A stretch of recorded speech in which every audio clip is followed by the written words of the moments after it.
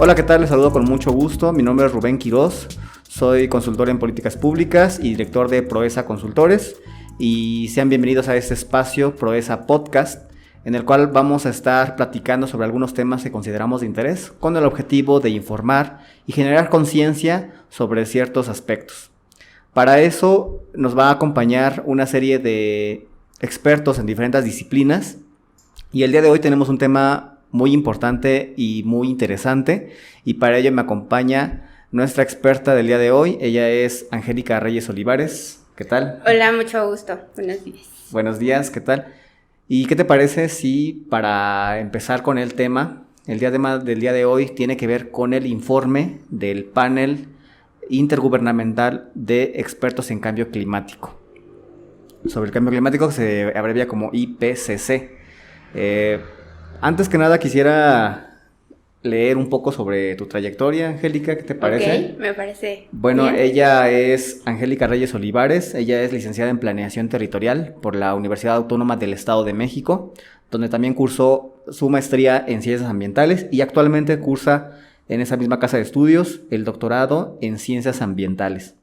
Como experiencia, ella se ha desarrollado como investigadora y como consultora en impacto ambiental, así como docente y funcionaria pública, y ella también ha trabajado bastante este tema, del cual vamos a platicar el día de hoy.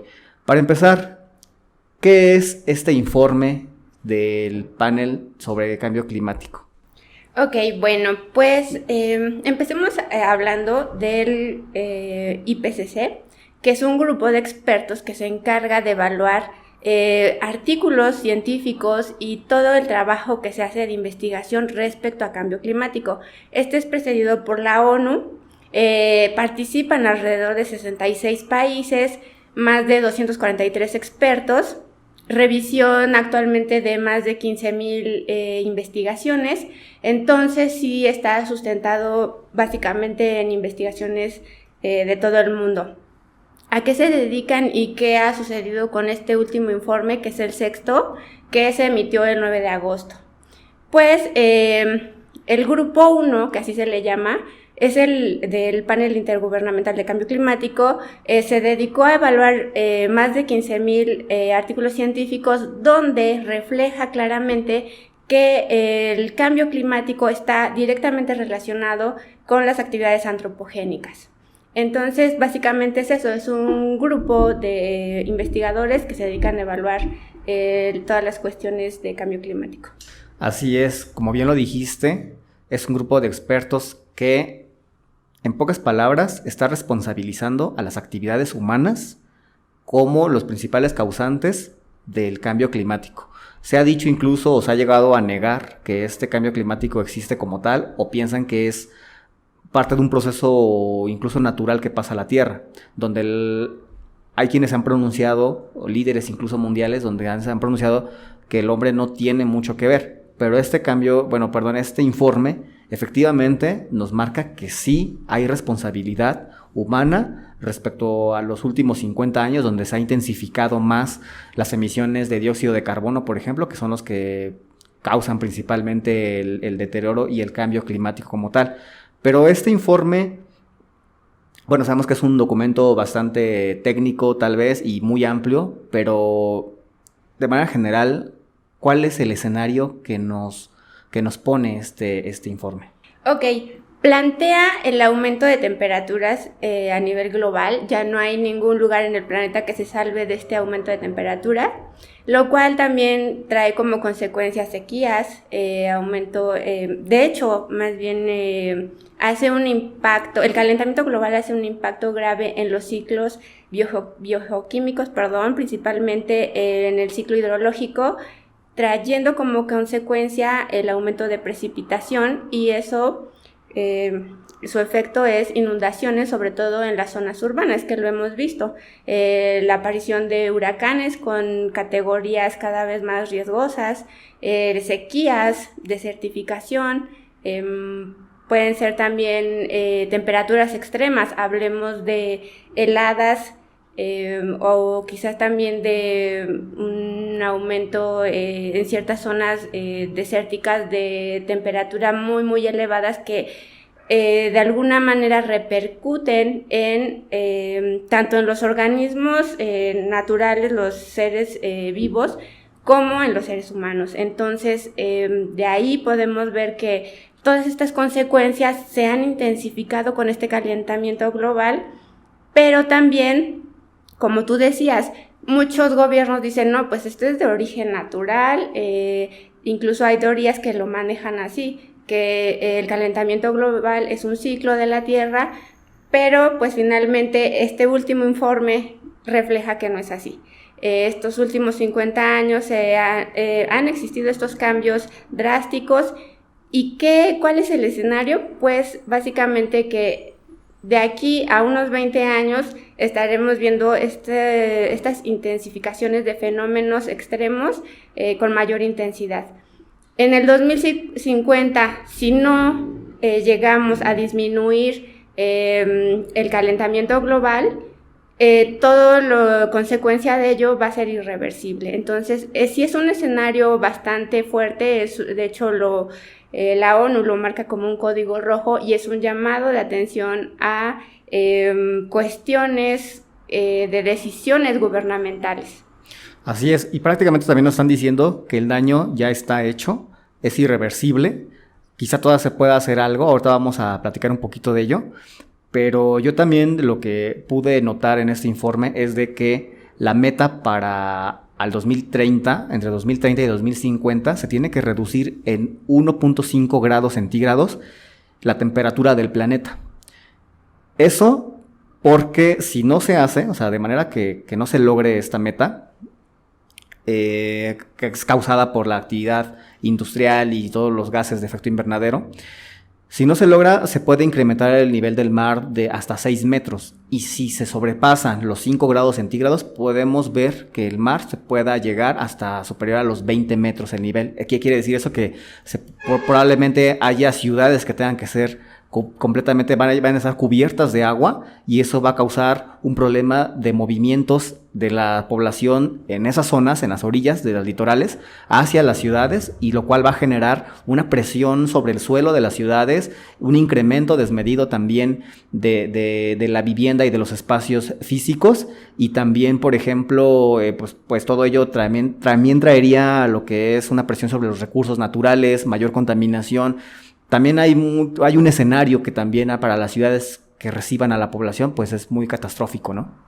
Por supuesto, de hecho, lo mencionas muy bien, la demanda de recursos, sobre todo cuestiones alimentarias. ¿Qué sucede con esto? Pues entre mayor población demandamos más alimento y se tienen que intensificar estas prácticas y sobre todo, bueno, pues crea los cambios de uso de suelo. Cambios de uso de suelo que quizás no estaban programados, pero que vamos sobre los recursos, ¿no? Tenemos el ejemplo de cambios de uso de suelo en terrenos forestales, que actualmente, pues, ¿qué deja más? Que cambies tu actividad, por ejemplo, de aprovechamiento de recursos forestales, o que cambies, o que tengas una actividad como la producción agrícola. Muchas veces nos vamos por la producción agrícola, pero en realidad no es cierto, porque también los recursos forestales nos dan de alguna manera recursos económicos si sabemos tener buenas prácticas sobre ello. Así es. Y otra cosa que también quisiera resaltar es que el cambio climático, o sea, si llegamos a provocar que se aumente la temperatura, puede también derretir las capas de hielo y los suelos de las zonas heladas del planeta, que es el permafrost, que es el suelo de esas regiones, como en el Ártico y esos lugares. Este derretimiento podría causar que la materia orgánica contenida o congelada, es como si estuviera en un refrigerador, se liberara. Y con eso se liberaría también gases de efecto invernadero como el metano, ¿no? Que también podría impactar en la atmósfera. Y no solo eso, creo que lo más escalofriante es de que podría también liberarse nuevas bacterias o nuevos virus que podrían a lo mejor generar nuevas epidemias, ¿no? Hoy en día estamos lidiando con una pandemia de un virus desconocido. Imagínate que también el cambio climático liberara nuevos virus para los cuales no estamos preparados, ¿no? Entonces también es un riesgo que también todos tenemos que ser conscientes de ello. ¿Qué opinas de eso? Por supuesto, de hecho, la acción humana contra la naturaleza va de alguna manera haciendo repercusión en el descubrimiento de nuevas bacterias, nuevos virus. ¿Por qué? Porque nosotros estamos invadiendo cuestiones naturales que en algún momento deberían existir límites. Entonces, muchas veces se habla de que el origen de esta pandemia fue de alguna manera una simbiosis, un contagio de un ser humano con una especie. Entonces, es eso. Debemos de ponernos límites respecto a la naturaleza y de cierta manera respetar cosas que en algún momento pudieran también dañarnos, que es lo que en algunas teorías se maneja que sí, que a lo mejor sí fue un contagio así, pero otras obviamente están en contra de ese pensamiento, ¿no? Sí, definitivamente. Ha habido, por ejemplo, en Siberia, que se ha descongelado tanto esa capa de hielo que incluso ha traído organismos como renos o mamuts que vivieron hace miles de años, porque este suelo estamos pensando que pasa congelado alrededor de 15,000 años, ¿no? Es lo que se tiene como dato. Y incluso ha llegado a liberar virus que tiene que ver con el ADN del anthrax, ¿no? Como de enfermedades de ese tipo. Entonces imagínate, a lo mejor hay virus ahí guardados y nosotros no nos estamos dando cuenta, y gracias también, o en consecuencia, a las actividades humanas podrían despertar, que parece también como una película de ciencia ficción, pero es posible con todo ello. Y bueno, ahora quiero también pasar a un punto en el que la gente que nos ve puede decir, bueno, es que esos efectos de cambio climático o de calentamiento global está directamente relacionada con el sector industrial o con los países desarrollados. Pero si no habría industria, por ejemplo, no habría emisiones, pero tampoco no habría industria si no habría demanda, ¿no? Entonces también en parte somos responsables. ¿Tú consideras que todos los sectores de la sociedad son responsables, incluyéndonos a nosotros como sociedad, de este cambio, y que también tengamos un papel? Por supuesto, de hecho somos los principales responsables. ¿Por qué? Porque nuestras decisiones son las que han repercutido en el impacto ecológico global. ¿Qué debemos o qué sucede con esto desde nuestro actuar diario? Podemos hacer muchísimas cosas. Consumo, reducción de consumo, ser conscientes en el uso de movilidad, en este caso transporte, el uso incluso de vestimenta, el consumo de alimentos, sobre todo carne. No estoy diciendo que nos volvamos vegetarianos, sino que llevar una dieta equilibrada. O que se reduzca ese consumo. Exactamente. ¿No? ¿Por qué? Porque como bien sabemos, uno de los principales emisores de gas metano, pues es la producción ganadera, lo cual, sí tiene su impacto y que forma parte de los gases de efecto invernadero, consecuencia del calentamiento global. No, y también la actividad ganadera es la que ocupa más uso de suelo o espacios de suelo para la actividad, y eso también provoca presión sobre este recurso. Y ahora sí quiero que platiquemos un poquito de eso, de si este informe nos está presentando un escenario catastrófico, ¿hay alguna salida o hay alguna forma de revertirlo? Y si no revertirlo, porque probablemente para ello se requieran a lo mejor cientos, incluso miles de años para que la Tierra recupere su estado natural como tal. Pero si hay una forma de frenarlo, ¿qué se debe hacer desde la sociedad, pero también desde el sector gubernamental? Claro, de hecho hay iniciativas que hablan de políticas públicas respecto al cambio climático. Propio México ha hecho planes nacionales de cambio climático, trabajan proyectos de resiliencia de áreas naturales protegidas que de alguna manera ayudan para actualmente a las áreas naturales protegidas se les considera como sumideros de carbono, pero no son suficientes. ¿A qué me refiero con sumideros de carbono? Que captan el carbono que hay en la atmósfera. Y si nosotros estamos haciendo este cambio de uso de suelo, entonces, ¿qué nos va a quedar? ¿Cómo la propia naturaleza nos va a ayudar si nosotros estamos acabando con ella? Entonces, sí, las políticas públicas ayudan. También nuestro actuar diario, como te mencionaba, el consumo, el uso de transporte público o privado, lo que estábamos platicando hace tiempo de transportes que tengan que ver con alguna tecnología sustentable. En otros países se está manejando diversa tecnología también para la captura de carbono en las industrias. ¿Qué nos falta aquí en México?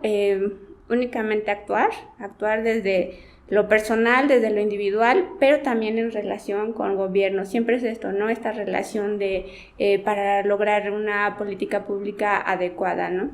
Claro, creo que hoy más que nunca va a ser necesaria la actuación conjunta entre gobierno, sociedad e instituciones. ¿Estás de acuerdo con ello? Porque gracias a eso vamos a empezar a implementar políticas o proyectos en conjunto con los tomadores de decisiones que tengan que ver con esto precisamente. Uno de ellos es, por ejemplo, la Agenda 2030, ¿no? Para quienes conocen esta política a nivel global prácticamente, que se adopten ciertos objetivos de desarrollo sostenible, pero también, por ejemplo, los gobiernos locales también, creo que esto es un llamado para que la apuesten a una planeación urbana vanguardista, que cada gobierno local o las ciudades cuenten con esos instrumentos de planeación urbana o políticas de planeación para que se apueste por un transporte eficiente, sustentable, integrado, también para preservar las zonas de conservación y para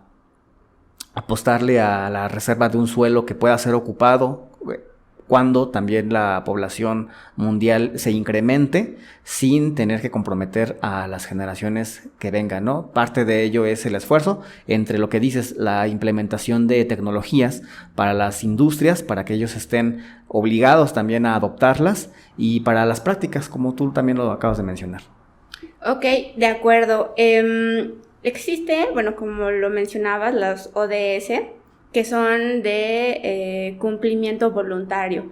Esto, de alguna manera, bueno, pues si un país decide no participar, se respeta. Sin embargo, creo que más que voluntario debería ser un compromiso como seres humanos respecto a estos objetivos. Sobre todo los objetivos que tienen que ver, más bien todos son importantes, desde los objetivos que tienen que ver con la pobreza, la alimentación, la educación, pero también considerar a la naturaleza como parte de nuestro entorno y que sin ella nosotros básicamente no estaríamos ya aquí. Entonces, como bien lo mencionas, los ODS mencionan que deben existir ciudades seguras, resilientes y sustentables. ¿Qué estamos haciendo respecto a eso? Bueno, sí tenemos algunas bases, sí hemos hecho algunos planes, programas, incluso proyectos como te mencionaba, el de la resiliencia de las áreas naturales protegidas, pero nos falta más porque no hemos hecho ni el 1% de lo que deberíamos de estar haciendo ya en este momento para revertir el calentamiento global. Así es. Yo con esto puedo concluir una cosa, que este informe nos advierte, es como una advertencia más sobre el daño que existe, que es causado por el hombre, que no hay vuelta atrás, pero si queremos evitar que el daño sea mayor y que la vida como la conocemos cambie, pues tenemos que adoptarlo y tenemos que entrarle todos. No sé si tú quieras concluir con algo más, Angélica. Sí, que deberíamos de considerar que este es un estudio o una evaluación a nivel global. No es que a un científico se le ocurra decir, hay un calentamiento global, no. Es una evaluación de varios expertos, entonces hagámosle caso a los expertos, ¿no?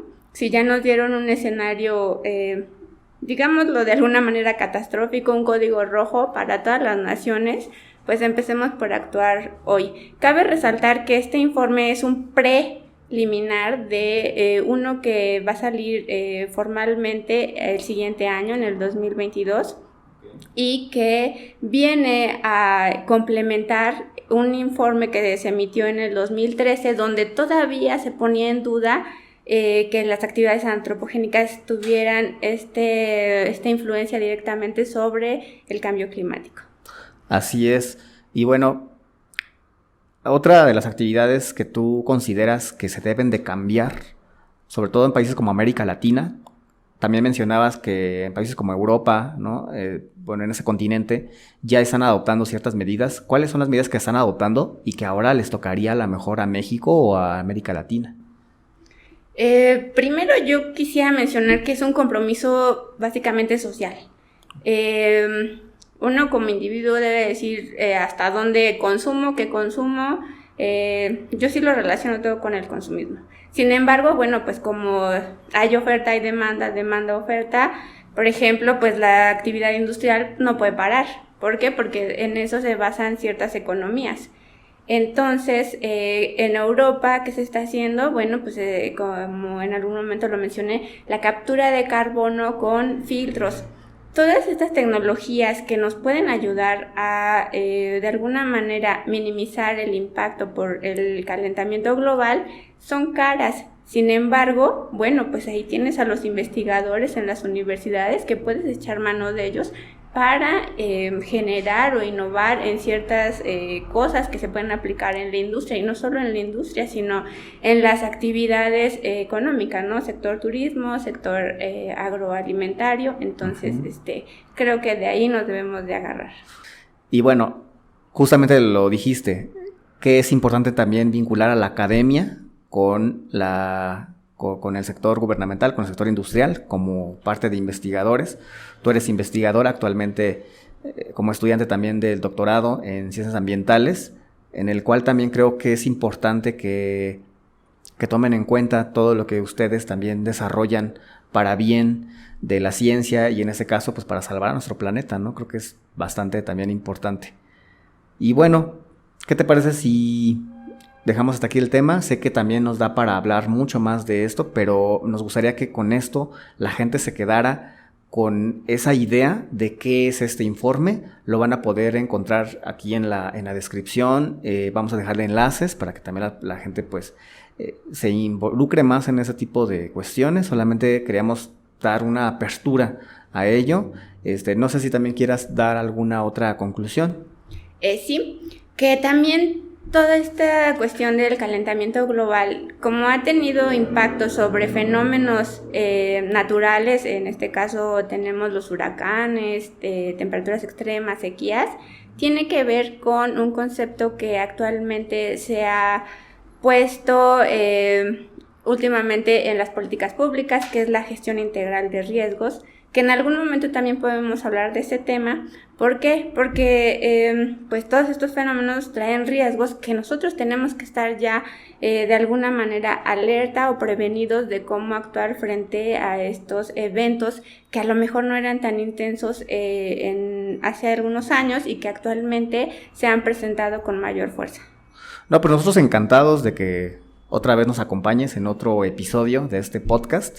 Lo importante de este ejercicio es dar a conocer esos temas a la gente que nos ve, a quienes nos siguen y, ¿por qué no?, pues también a estas nuevas generaciones que también van a tener mucho que ver con este cambio que puede que traiga cosas negativas a nuestro planeta, pero también hay alguna esperanza que todavía se puede hacer.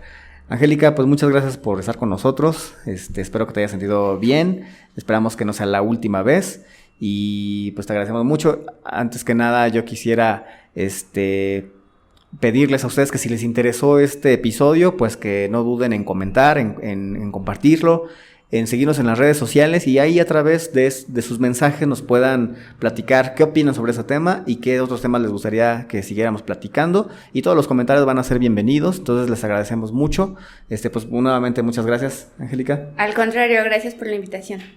Y a ustedes les invitamos a que estén pendientes de nuestros siguientes capítulos y nuevo contenido que vamos a estar subiendo. Les agradecemos mucho y nos vemos en el próximo episodio.